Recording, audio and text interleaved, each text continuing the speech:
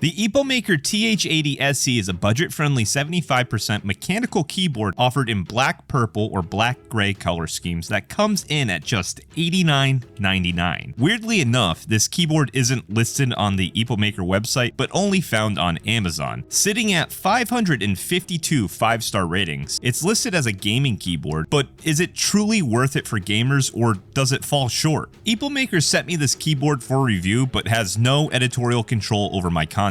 Everything you're about to hear are my own original thoughts and opinions. Inside the box, we'll find the manual, keycap puller and switch puller, USB Type-A to USB Type-C cable, extra switches, an extra spacebar, and the EpoMaker TH80 SE keyboard. Since this is a budget keyboard, the entire case is ABS plastic, making it feel a little less premium than some high-end competitors. Something that's interesting is there are no screws used in the construction of the TH80 case. You literally just put some plastic wedges in at the seams and the whole thing just kind of pops apart. This was by far the easiest keyboard I've ever disassembled for all the modders out there. And since the case is plastic, we get adjustable feet, giving us 3 different angles for typing profiles. On the top right of the keyboard, we have a rebindable rotary knob. By default, it's set to control volume, but through the software, you can change its function. The TH80 SE supports wired, Bluetooth, and wireless 2.4 GHz modes. There's a convenient storage compartment for the wireless dongle on the back side of the keyboard, which I'm happy to see since you don't get this often. A lot of manufacturers will not provide some sort of storage for the wireless dongle they provide. The TH80 includes a 4,000 milliamp hour battery that should provide something in the ballpark of about a week of moderate use. Obviously, the battery life will change whether or not you're using the LED backlight, so your mileage may vary. On the back of the keyboard, we'll find the dip switches to select which wired or wireless modes you'd like to use. We'll also find a dip switch to select a Mac and PC profile. Leave a comment if you watch my content but you use a Mac. I'm actually really curious. The keycaps are one of the standout features on this keyboard in my opinion. I love the black and purple combination. There's no shine through with these keycaps, so you won't be able to see the RGB permeate through the keys. These are cherry profile double shot PBT keycaps. They're smooth to the touch and have sharp, crisp legends, but there is some flashing at the bottom of the keycaps. This is noticeable on most keycaps, but I feel like it was really noticeable on these. Despite the flashing, the overall aesthetic is visually pleasing with a well thought out color combination and great feel. You can select 6 different switches to come in this keyboard. 2 are made by Gateron, the Pro Yellow and Pro Black, and 4 are made by EpoMaker, the Wisteria, Budgerigar,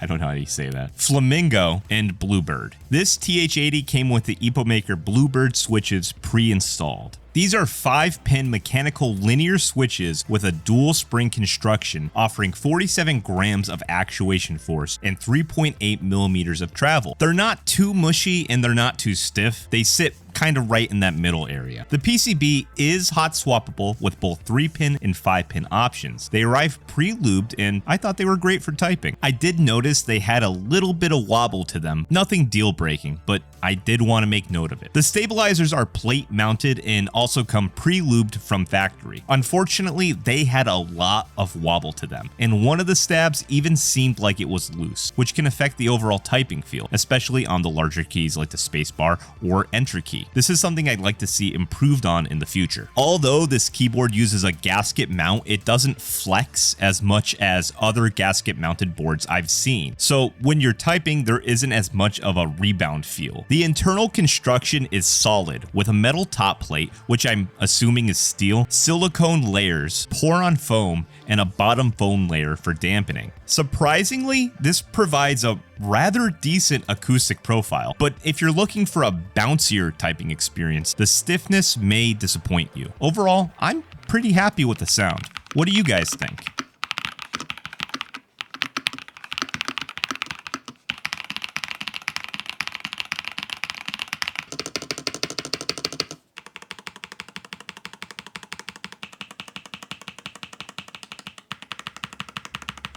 I found the LED backlight on this keyboard to be very lackluster. It was very dim and very hard to capture on my camera with all the lights off. Dim LEDs aside, the TH80SE has multiple RGB lighting modes, controllable via the function FN key. It operates similarly to other QMK keyboards, but there's no option to change RGB on the logo. We're given a bit more control using the software, but we still can't control the lighting on the logo at the bottom right hand side of the board. The software was a bit confusing to find on the website, and this is because it doesn't explicitly state that it's the software for this keyboard or any of the other keyboards. If you already own this keyboard, there's a link in the description for the software. Once downloaded, the software feels very bare bones. Every time you make an alteration, there's a loading screen, and sometimes it lasts a little too long. It supports layers, macros, onboard memory, FN key settings, and RGB lighting controls. But it requires an account to share profiles, which I think is a bit unnecessary. One of the things I didn't like is that the RGB profiles don't update in real time, so anytime you make a change, you have to click apply to actually have the board make any changes. I also thought the color was a bit off from what appeared on the screen. The EpoMaker TH80SE comes with a 1-year warranty for the keyboard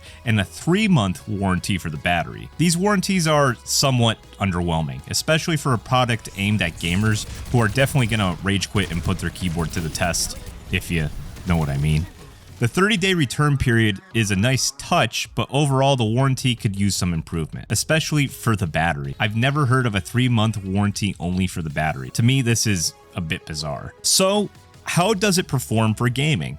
All things considered, I did have a good time using it while playing Overwatch. It might not have the most up-to-date features like Hall effect switches or rapid trigger, but it does what's advertised. It's a budget gaming keyboard, and it performed admirably for that. There are some bits that are rough around the edges, but overall, the experience was fine. I think EpoMaker should consider a cheaper version of this keyboard that doesn't have the wireless or Mac functionality. I personally don't see any gamers using their keyboard wirelessly to game, and let's be honest, if you're on Mac, are you really gaming? I mean, come on. Gaming aside, it's a fun keyboard to use for casual typing and general PC use. The mechanical switches are enjoyable, and the sound profile is satisfying. At $89.99, you'll sacrifice some advanced gaming features, but you'll receive a great sounding keyboard. If you're looking for an affordable mechanical keyboard, the EpoMaker TH80SE is certainly a competitor you should consider. For serious gamers, however, it's best to consider alternatives with better feature sets. Thank you so much for watching. As always, I hope you learned something, and until next time, GG.